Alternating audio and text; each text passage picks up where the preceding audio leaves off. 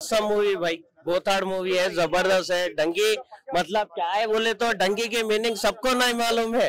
अब क्या है मर्जी माई सो मुंह को बोल दे रहे डंकी राजकुमार ईरानी ऐसा है वैसा है, मूवी नहीं चल रही वो बोल के बोलकर एक नंबर मूवी है भाई। 2023 सलार भी काम नहीं आती, सलार का गेम ओवर।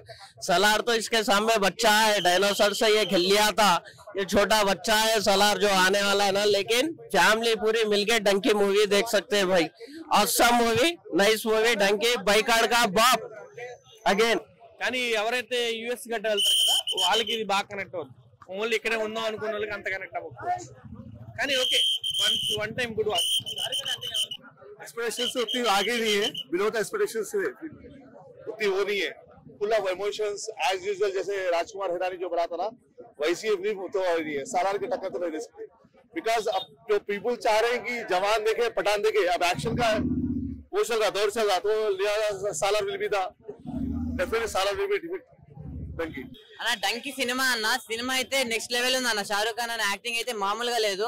అంటే ఇది ఇందులో యాక్షన్స్ గానీ ఫైటింగ్స్ గానీ అని మాత్రం చెప్పా గానీ ఇది ఒక ట్రూ బేస్డ్ స్టోరీ అన్న. అంటే నిజంగా ఇలాంటి జరిగిన స్టోరీని చేసినప్పుడు నాకు చాలా అంటే చాలా బాగా నచ్చింది.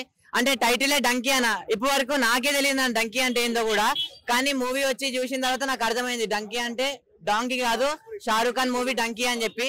చాలా అంటే చాలా మంచి మెసేజ్ ఉంది. అంటే ఇంగ్లీష్ రాకుండా ఇదంతా వీసా ప్రాబ్లమ్స్ ఇవన్నీ ఉంటాయి కదా, వాళ్ళందరూ చాలా అంటే చాలా బాగా కనెక్ట్ అవుతారు అన్న.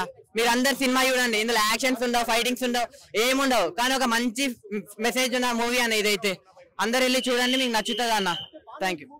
మూవీ చాలా బాగుందండి. మీరు నార్మల్ గా కంబ్యాక్ చూస్తే కనుక పఠాన్ నుంచి అన్న పెద్ద కంబ్యాక్ ఇచ్చాడు, కానీ జవాన్ వచ్చేసి మనం సౌత్ లాగా మొత్తం మాసి నార్త్ వాళ్ళు కానీ పాన్ ఇండియా అలాంటి మూవీ ఎవరు చూడరు. షారూక్ ఖాన్ జవాన్ లో ఎస్పెషల్లీ విక్రమ్ రాథోడ్ ఆ రెండు ఒక ఎత్తు అయితే, class acting vintage Shahrukh Khan ని మీరు ఈ సినిమాలో చూస్తారు. Emotion plus comedy worth watching this.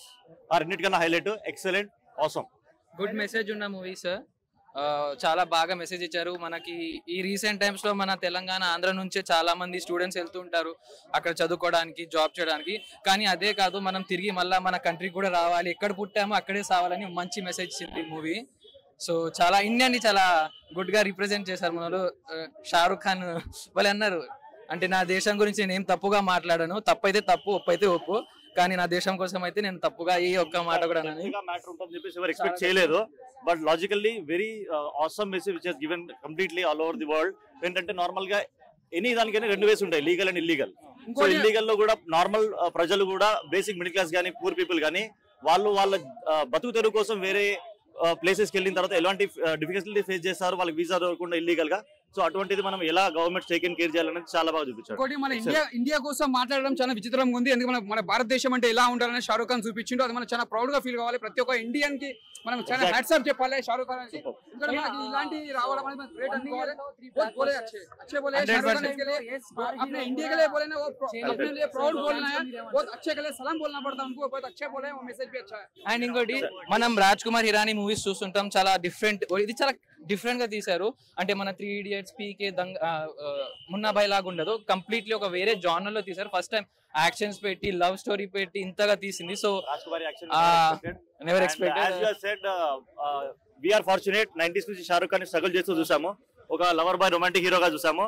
And ఒక 3 years తర్వాత అయిపోయింది, హీస్ గాన్ జీరో అన్నారు. దాని తర్వాత వే కమ్ బ్యాక్.